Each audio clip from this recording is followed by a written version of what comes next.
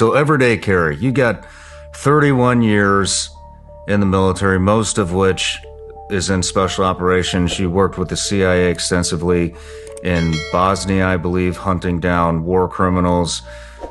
You've been involved in taking a lot of high tier terrorists out, Baghdadi.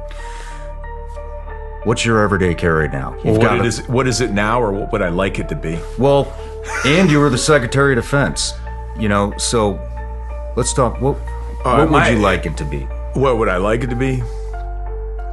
Classic Glock Model 19, 2 magazines, nice Benchmade automatic opening knife.